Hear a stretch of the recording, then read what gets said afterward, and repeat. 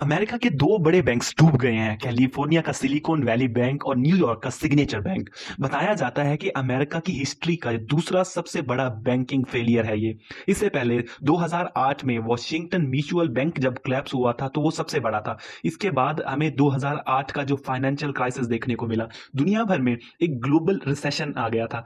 लोगों को डर है कि इस बैंकिंग कोलैप्स के बाद भी कहीं फिर से जो है ना एक 2008 जैसा रिसेशन ना आ जाए, क्योंकि अमेरिका का फाइनेंशियल सिस्टम अगर क्रैश करता है तो उसका इम्पैक्ट पूरी दुनिया पर होता है।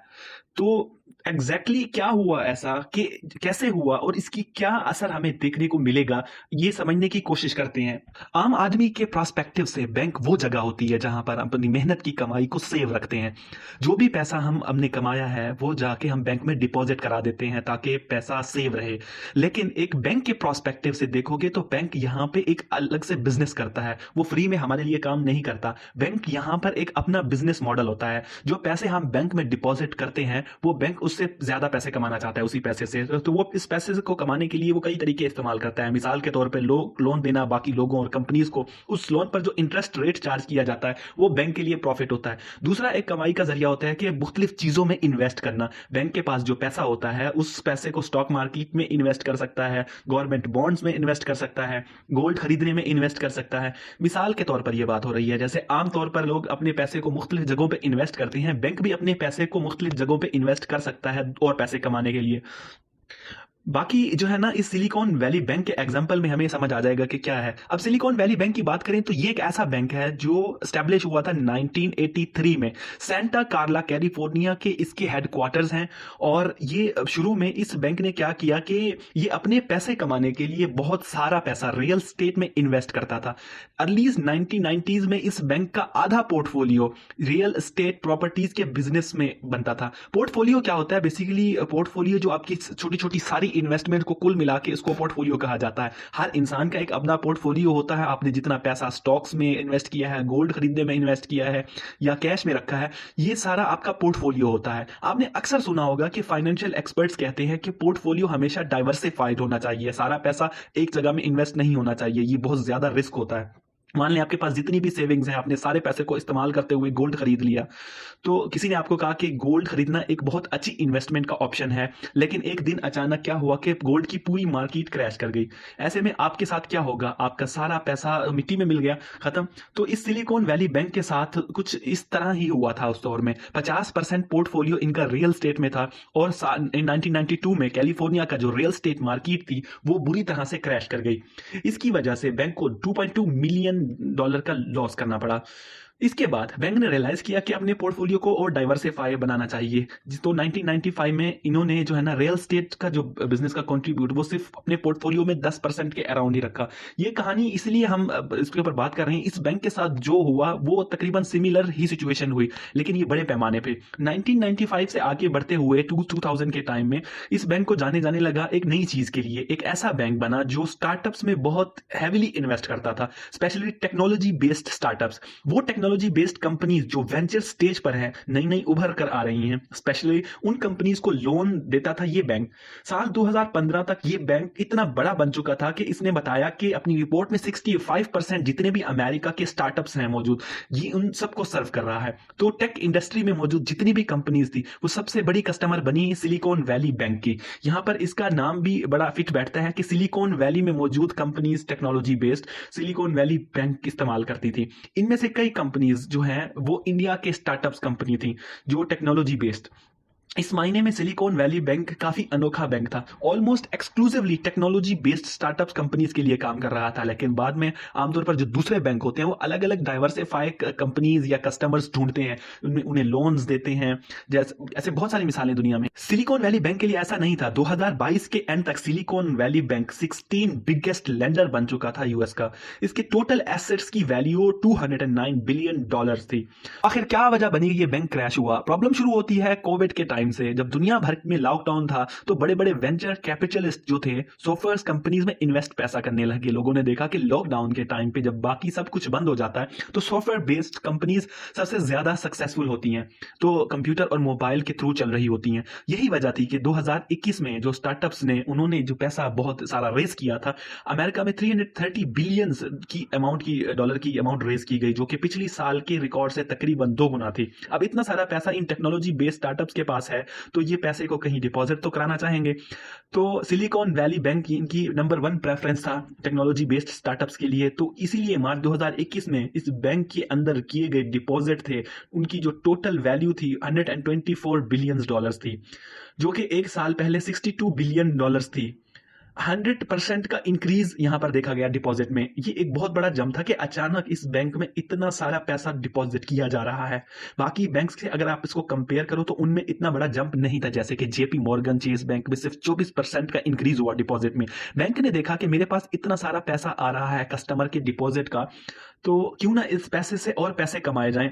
तो सिलिकॉन वैली बैंक ने बिलियंस ऑफ डॉलर्स के पैसे का इस्तेमाल किया और उनको बॉन्ड्स में इन्वेस्ट कर दिया। अब ये करना कोई अनयूजुअल नहीं था, जैसा कि हमने पहले भी बात की कि बैंक्स का एक अपना बिजनेस मॉडल होता है। बैंक्स अलग अलग जगहों पे अपना पैसा इन्वेस्ट करते हैं और पैसे कमाने के लिए, और गवर्नमेंट्स बॉन्ड्स में इन्वेस्ट करना काफी सेफ माना जाता है।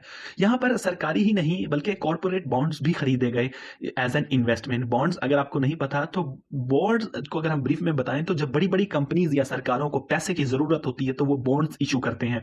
आप उन बॉन्ड्स को खरीदोगे, उनमें पैसा इन्वेस्ट करोगे, वो पैसा जाएगा इन कंपनीज या सरकार के पास, जो वो अपने काम के लिए इस्तेमाल करेंगे। लेकिन ये पैसा एक तरीके से लोन पर लिया जा रहा है। ये कंपनीज या सरकार आपको एक इंटरेस्ट रेट प्रॉमिस करती है कि एक टाइम के बाद, यानी तकरीबन 5 साल के बाद, जब बॉन्ड का पीरियड खत्म हो जाएगा तो आपको ये पैसा लौटाकर आपको इंटरेस्ट रेट भी दिया जाएगा। लेकिन अगर आप बॉन्ड में पैसे इन्वेस्ट कर रहे हैं तो ये आपके लिए फायदे वाली बात है। बेसिकली आपको अपना पैसा देकर कुछ इंटरेस्ट रेट मिलेगा जो कि आपके लिए प्रॉफिट होगा, और इन कंपनीज और गवर्नमेंट्स के लिए ये एक बोरोइंग का जरिया होता है। इन्हें इमीडिएटली पैसे की जरूरत होती है तो इसलिए ऐसा करते हैं। अब सिलिकॉन वैली बैंक ने बहुत सारे बॉन्ड्स खरीदे एक ऐसे टाइम पर जब इंटरेस्ट रेट बहुत कम चल रहा था मार्केट में। अमेरिका के फेडरल रिजर्व बैंक के अकॉर्डिंग इंटरेस्ट रेट 0% से लेकर 0.25% तक था, जो कि बहुत ज्यादा हद तक कम है। उम्मीद यही थी कि ये इंटरेस्ट रेट कम ही रहेगा, लेकिन ऐसा हुआ नहीं, ये इंटरेस्ट रेट ऊपर चले गए। अब ज्यादा टेक्निकलिटीज में नहीं जाते हुए अब इतना समझते हैं कि बॉन्ड्स प्राइस और इंटरेस्ट रेट के दरमियान में जो रिलेशन होता है वो इनवर्स रिलेशन होता है। इंटरेस्ट रेट अगर नीचे जाएगा तो बॉन्ड के प्राइस ऊपर जाएंगे। अब जितने लंबे टाइम के लिए आपने बॉन्ड ले रखे हैं उतने अरसे के लिए रिस्क भी रहता है। इस टाइम के दौरान इंटरेस्ट रेट ऊपर नीचे जा सकता है, यानी प्राइस फ्लक्चुएट कर सकता है, आपका फायदा भी हो सकता है और आपको नुकसान भी हो सकता है। लेकिन अगर बॉन्ड का प्राइस नीचे गिरता है और आपने बॉन्ड्स खरीद रखे हैं तो नुकसान आपका ही होगा। सिलिकॉन वैली बैंक के लिए यहाँ पे एक वर्स्ट केस सिनेरियो बन गया। अमेरिकन गवर्नमेंट ने इंटरेस्ट रेट को बढ़ा दिया। इंटरेस्ट रेट बढ़ने से जो बॉन्ड खरीदने थे सिलिकॉन वैली बैंक ने, उनकी वैल्यू नीचे गिर गई, जहां पर एक बहुत बड़ा नुकसान हुआ। लेकिन ये एक अकेला नुकसान नहीं था, एक दूसरा नेगेटिव इंपैक्ट जो यहां पर पड़ा वो इससे भी बड़ा था कि इंटरेस्ट रेट बढ़ाने से क्या होता है कि जो लेने का जो इंटरेस्ट होता है वो बढ़ जाता है। जो स्टार्टअप्स और कंपनीज होती हैं उनके लिए लोन लेना महंगा पड़ जाता है, इसलिए वो लोन लेना अवॉइड करते हैं। लेकिन अगर उन्हें पैसे की जरूरत है तो वो क्या करें, जो पैसा उन्होंने सेव कर रखा है बैंक्स में वो उस पैसे को यूटिलाइज करते हैं। तो 2022 में टैक्स जितने भी स्टार्टअप्स थे 2022 तक आते आते जब इंटरेस्ट रेट बढ़ गए तो इन्हें पैसों की जरूरत पड़ी, इन बैंक्स के पास गए अपना पैसा निकालने के लिए। वेंचर कैपिटलिस्ट जो थे और फंडिंग नहीं आ रही थी उनकी तरफ से, और ये सब के सब जो है ना सिलिकॉन वैली बैंक में अपना पैसा डिपॉजिट करके बैठे थे और उसी टाइम पे वो निकालना भी चाह रहे थे, तो बैंक के लिए बड़ा मसले वाला काम बन गया।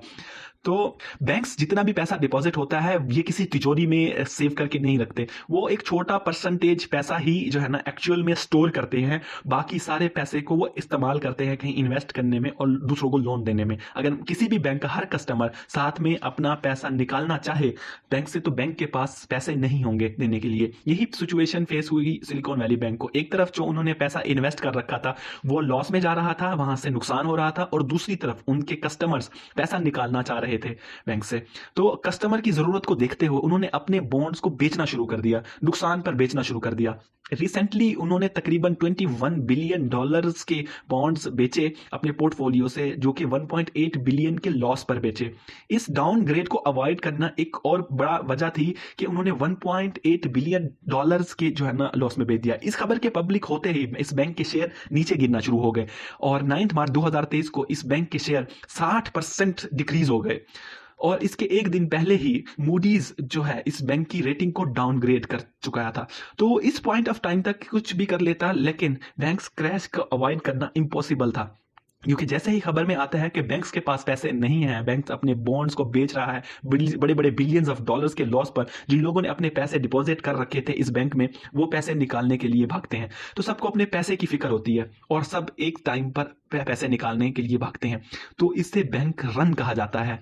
यहाँ पर लेकिन एक्चुअल रीजन की सिचुएशन क्यों क्रिएट हुई वो रीजन अलग थी इन दोनों केसेस में। यहाँ पर जो हुआ है, जो भी इंफॉर्मेशन हमें पता चली है इसके बारे में, उसके अकॉर्डिंग कोई स्कैम नहीं हुआ, बैंक की तरफ से कोई फ्रॉड नहीं कमिट किया गया। ये बात सच है कि बैंक ने अपनी तरफ से कुछ चीजें छुपा कर रखी थी जिनको रिवील नहीं किया था टाइम पर पब्लिक के सामने, लेकिन ये केस एक बैड डिसीजन मेकिंग का था। बैंक को चलाने वाले लोगों की तरफ से एक खराब डिसीजन लिए गए, एक खराब टाइम निकला और कुछ हद तक बैड लक भी इन्वॉल्व थी। चूंकि एक तरफ आप सोच रहे होंगे कि इस सब की रूट कॉज यही है कि अमेरिकन गवर्नमेंट ने इंटरेस्ट रेट बढ़ा दिए।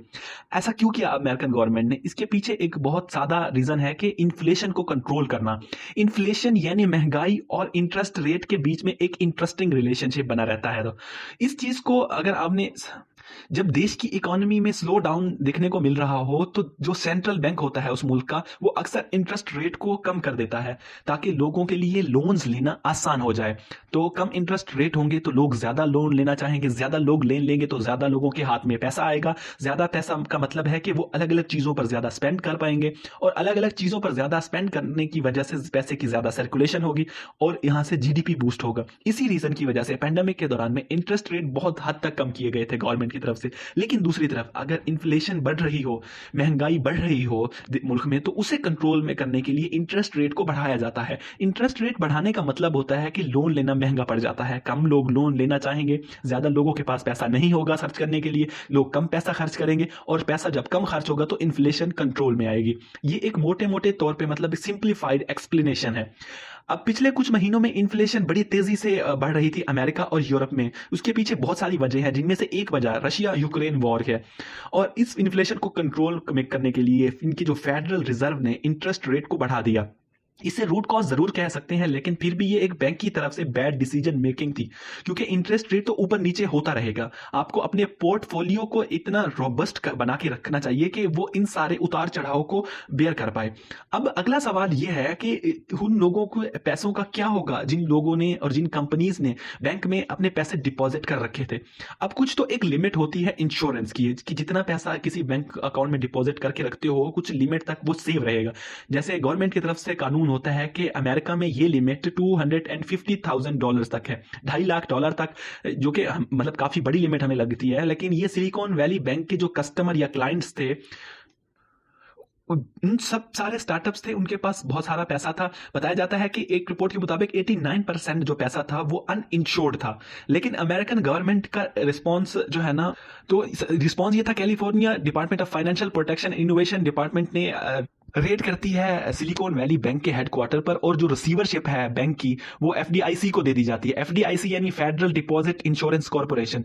तकरीबन 175 बिलियन के जो डिपॉजिट थे कस्टमर्स के, उनसे एफडीआईसी जो है ना एक नया बैंक क्रिएट करेगा, national bank of Santa Clara. जो भी सिलिकॉन वैली बैंक के एसेट्स है वो सारे एसेट्स को टेक ओवर कर लिया जाता है ताकि अनयूजुअल बिजनेस एक्टिविटी को कंटिन्यू रखा जा सके। और फिर शुरू होती है तलाश एक ऐसे बैंक की जो मर्ज करना चाहेगा इस बैंक के साथ, सिलिकॉन वैली बैंक के साथ। तो मर्जर करना ही यहां पर एक सोल्यूशन है। तो सिलिकॉन वैली बैंक के केस में देखा जाता है कि किस बैंक के साथ इसका मर्जर किया जाएगा, लेकिन यूएस प्रेसिडेंट जो बाइडन ने अश्योर किया है कि जितना भी पैसा लोगों ने डिपॉजिट कराया है इस बैंक में वो सारा सेव रहेगा। तो अनइंश्योर्ड पैसा है वो भी सेफ रहेगा। लेकिन इस बैंक क्रैश में एक बड़ा इंपैक्ट ये हुआ है कि स्टॉक मार्केट में यूएस बैंक्स की वैल्यू काफी नीचे तेजी से गई है। $100 बिलियन की वर्थ का जो पैसा है वो यूएस स्टॉक मार्केट की वैल्यू में लूज कर चुका है। यूरोपियन बैंक्स भी $50 बिलियन तक तकरीबन लूज कर चुके हैं। और कई और कंपनीज जिन्होंने बताया कि उनका पैसा सिलिकॉन वैली बैंक में था, उनके शेयर्स भी नीचे गए हैं इसकी वजह से। जैसा कि स्ट्रीमिंग डिवाइस मेकर रोको कंपनी है, इन्होंने कहा कि हमारे जो डिपॉजिट थे इस मतलब सिलिकॉन वैली बैंक में लार्जली अनइंश्योर्ड थे, तो इनके शेयर्स भी 10% नीचे चले गए। वाई कॉम्बिनेटर एक स्टार्टअप एक्सीलरेटर प्रोग्राम है। सिलिकॉन वैली बैंक का डिफॉल्ट बैंक होता था वाई कॉम्बिनेटर का। जो स्टार्टअप फाउंडर्स इस प्लेटफॉर्म को इस्तेमाल करते थे वो यूजुअली इस सिलिकॉन वैली बैंक के साथ ही अपने अकाउंट्स खोलते थे। तो कई स्टार्टअप्स ऐसे थे जिनके फाउंडर्स इंडियन थे, इंडियन स्टार्टअप्स थे, इस प्लेटफॉर्म का इस्तेमाल कर रहे थे। उन्होंने भी अपने पैसा जो डिपॉजिट किया था इसी सिलिकॉन वैली बैंक में किया था। स्टार्टअप्स के लिए बड़ी प्रॉब्लम की बात है कि मतलब अनलाइक जो बड़ी कंपनीज होती हैं वो ज़्यादातर स्टार्टअप्स की मल्टीपल बैंक अकाउंट्स नहीं होते मुख्तलिफ बैंक अकाउंट में, वो एक ही बैंक अकाउंट यूज़ करते हैं और पैसों को लेकर वो अक्सर क्रिटिकल होते हैं। जो भी मतलब एम्प्लॉयज़ की पेमेंट्स उन्होंने देनी होती है या ऑपरेशन कॉस्ट अपने स्टार्टअप्स को चलाने के लिए उन्होंने चलानी होती है, इसके लिए पैसे की सख्त ज़रूरत होती है। तो यहाँ पर तो देखने वाली बात यह है कि इसका इम्पैक्ट कितना पड़ता है बाकी अमेरिकन इकोनॉमी पर और ग्लोबल इकोनॉमी पर। हालांकि लोग इसे 2008 के फाइनेंशियल क्राइसिस से कंपेयर ज़रूर करते हैं, लेकिन यहाँ पर एक बहुत बड़ा क्रिटिकल डिफरेंस है। 2008 में जो क्राइसिस हुआ था वो अमेरिकन हाउसिंग मार्केट के क्रैश करने की वजह से हुआ था। इररिस्पॉन्सिबल तरीके से जो है ना लोगों को लोन देने दिए, जो लोग अफोर्ड नहीं कर सकते थे, कंपनीज उन लोन्स को पे बैक करना अफोर्ड नहीं कर सकते थे, उनको भी लोन दिए और हाउसिंग मार्केट क्रैश हो गई और पूरी दुनिया में एक इकोनॉमी रिसेशन देखने को मिला। उसके बाद से कई स्ट्रॉन्ग रेगुलेशंस इम्पोज की गई, नए कानून बनाए गए ताकि दोबारा से ऐसा ना हो। और एक्सपर्ट्स का मानना है कि इस सिचुएशन में उतनी बुरी हालत से नहीं होगी, क्योंकि सिलिकॉन वैली बैंक एक स्पेसिफिक सेक्टर में एक कस्टमर्स को देख रहा है और उन स्टार्टअप्स पर ज़रूर इम्पैक्ट पड़ेगा जो इसमें मतलब टेक स्टार्टअप्स से, लेकिन पूरी दुनिया में ग्लोबल क्राइसिस आना अनलाइकली होगा।